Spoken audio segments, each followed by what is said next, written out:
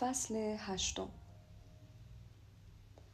انگشتانم را روی صورتم می‌کشم تا مطمئن شوم نقاب بینی و دهانم را پوشانده باشد و فاصله بین خودم و ردیف درختان را اندازه می‌گیرم.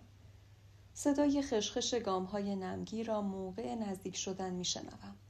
سنگریزه لیز می‌خورد جلوی پایش و به پاشنه صندلم می‌خورد.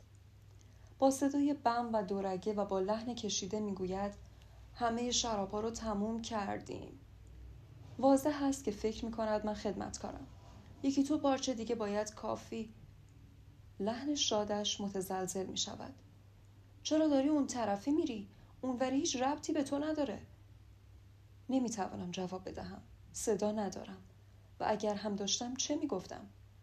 تعظیم کوچکی می‌کنم و چشمانم را به زمین می‌دوزم. سایه‌اش تقریباً روی من است. در دلم فحش می‌دهم.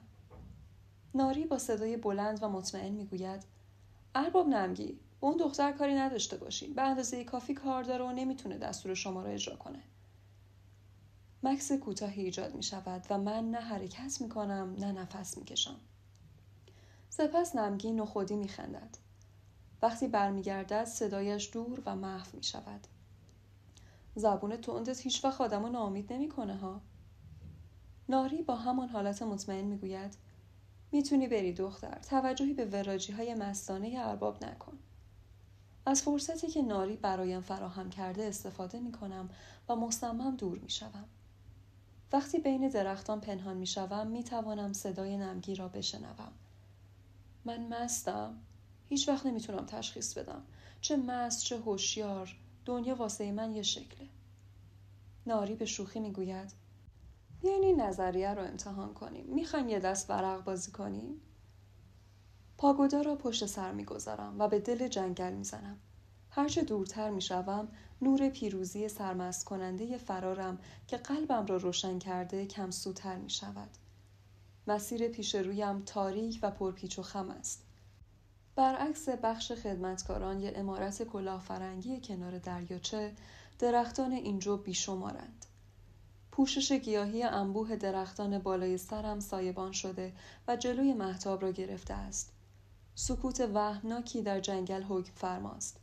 وسوسه می شوم که برگردم، فقط برای اینکه دوباره صدای مردم را بشنوم. وقتی بچه بودم در جنگل بزرگ آن سوی روستایم گم شدم.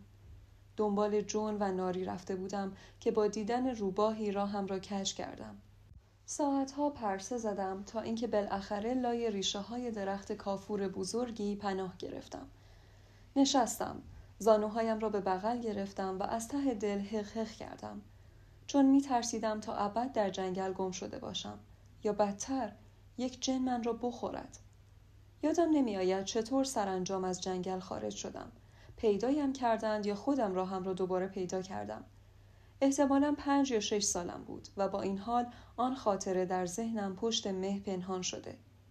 انگار ذهنم داشته مرا در برابر آسیبی بزرگتر محافظت می کرده است. تنها چیزی که یادم می آید ترس است. نوری در تاریکی پدیدار می شود و از لابلای درختان سوسو می زند. خاطرم آسوده می شود. به دنبال آن به حاشیه جنگل می روم.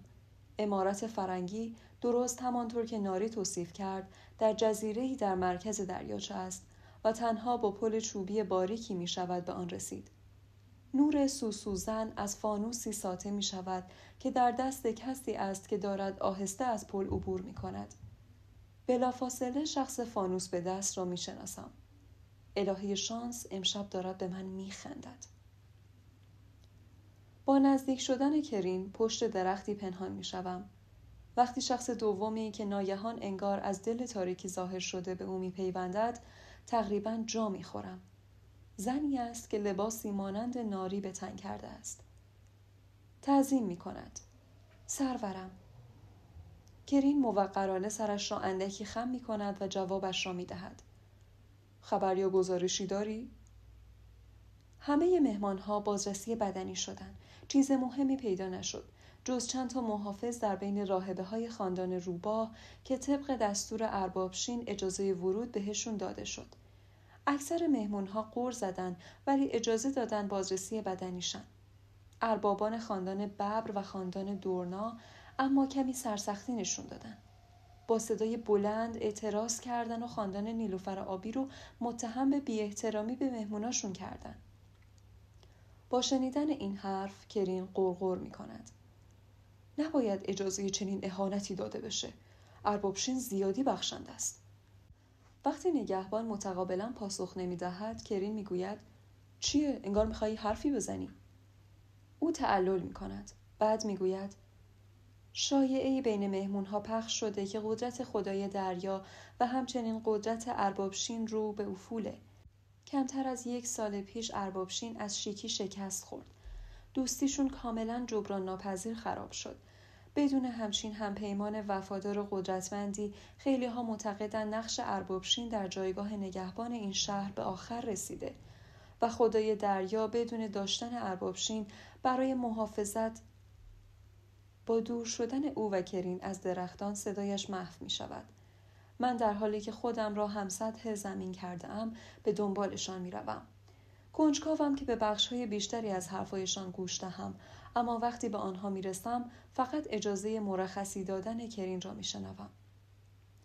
به بقیه بگو که چشماشون رو باز نگه دارن. از دورنا یا ببر بعید نیست که امشب دردسر درست کنن. نگهبان تعظیم می کند و عقبی دور می شود. به روی چشم سرورم. همانطوری می رود که آمده بود. انگار در تاریکی محو می شود. خیلی زود حرکت محوی می شود در گوشه چشمم. کرین که اکنون تنها شده آهی می کشد و نگاهش را به دریاچه می دوزد. حواسیل تنهایی بر فراز آب شنا می کند و نوک بالش سطح آب را نوازش می دهد. محافظت کردن از خدای دریا مسئولیت خیلی سنگینیه. حتی واسه توشین. گامی به عقب برمی‌دارم و شاخه‌ای زیر پایم می‌شکند. بلافاصله سر کرین برمیگردد سمت من. من سرم را پایین می‌گیرم و به خاطر دست و پا چلفتی بودنم چهره در هم می‌کشم. از لای فاصله بین شاخ و برگ‌ها کرین را می‌بینم که با دقت به جنگل زل زده است. برای لحظه‌ای انگار چشمانش به رنگ نقره‌ای درخشان و پررنگ در می‌آیند و بعد سنجابی از بوته‌ها بیرون می‌پرد و از تنه درختی بالا می‌رود. وقتی برمیگردم و دوباره به کرین نگاه می‌کنم، چشمانش دوباره قهوه‌ای هستند. به آهستگی از همان مسیری که نگهبان رفت به سمت دریاچه می‌رود. وقتی تا جای ممکن از نظرم دور می‌شود، از پشت درختان بیرون می‌آیم و به سمت پل می‌روم. همان حس ناخوشایندی که قبلا داشتم دوباره در دلم رخنه می‌کند که شاید درباره شین بد قضاوت کردم. هنوز دقیقاً در جریان مشکلات این سرزمین نیستم، اما من را یاد خانه می‌اندازد که به خاطر فرمانروایی ضعیف و بزدل جنگسالارها بر سر زمین می‌جنگند و به خاطر خواسته‌های بی‌اهمیتشان خون می‌ریزند. اینجا هم احتمالاً داستان همین است. در غیاب خدای دریا، ساکنان این سرزمین که متوجه ضعفی شده اند، سعی می‌کنند تعادل قدرت را به نفع خودشان تغییر دهند. آن طرف هم شین است که به تنهایی تلاش می‌کند جلوی آشوب را بگیرد. مثل مردم روستایم. مثل خودم. سرم را تکان می‌دهم و سعی می‌کنم این افکار را از ذهنم دور کنم. حتی اگر با او احساس همدردی هم بکنم، باز هم مشکلات خودم را دارم که اولیش پس گرفتن روحم است. عمارت کلاه فرنگی پوشیده در تاریکی است. اگر ناری اینقدر از بودن زاغی در اینجا مطمئن نبود، احتمالاً در جایی بیشتر حفاظت شده به دنبال آن می‌گشتم، نه جایی که ظاهراً متروک است. در را هل می‌دهم و باز می‌کنم و مهتاب پشت سرم با شدت به کف چوبی تیره میتابد. در هر دو طرف تالار باریک اتاقهایی هستند و سایه‌های ابرها روی کاغذ دیواری‌های ضخیم در حرکتند. همین که می‌آیم در را پشت سرم ببندم، در دیگری در انتهای تالار به آرامی باز می‌شود. سریع در کنجی مخفی می‌شوم و در سایه‌ها قوز می‌کنم و سر پا می‌نشینم. 2 نفر سیاه‌پوش از راهرو رد می‌شوند. قبل از اینکه وارد در روبرویی شوند، تنها برای لحظه‌ای می‌بینمشان. یکیشان هیکلی و درشت است با شمشیری به کمر. آن یکی لاغر و راسومانند با تیر و کمانی بزرگ روی شانه‌اش. آیا دزدند؟ چقدر کنایه آمیز که می‌خواهند از شین بدزدند که از من دزدیده است. در تمام قصه ها زاغی ها حضور دزدها را هشدار می‌دهند. امشب نه. سمت راستم پله‌هایی به سمت بالا است. به سرعت از آنها بالا می‌روم. مراقبم که کوچکترین صدایی تولید نکنم. در طبقه بالا راهروی باریک دیگری است. این یکی کوتاه‌تر از طبقه زیرین است. در دیوار تنها یک در تعبیه شده است. از داخل صدای شبیه صدای برهم زدن بالهای پرنده به گوش می‌رسد. زاغی. در را باز می‌کنم. وارد می‌شوم و در را پشت سرم می‌بندم. مشتاقانه به اطراف اتاق نگاه می‌اندازم به امید اینکه زاغی را پیدا کنم، اما قلبم از ناامیدی آکنده می‌شود. زاغی اینجا نیست. منشأ صدا نسیم خنکی است که کاغذ پنجره را تکان تکان می‌دهد. اتاق چند تکه اسباب اساسیه دارد. قفسه کوتاه زیر پنجره روبروی در، گنجه قدیمی که به دیوار سمت راست تکیه داده شده و در سمت چپ تنها وسیله موجود در اتاق پردینه کاغذی است. زاغی باید در یکی از اتاقهای پایین باشد، اما چطور از دست دزدها فرار کنم؟ دستم را سمت چاقویم میبرم و دستش را محکم میچسبم.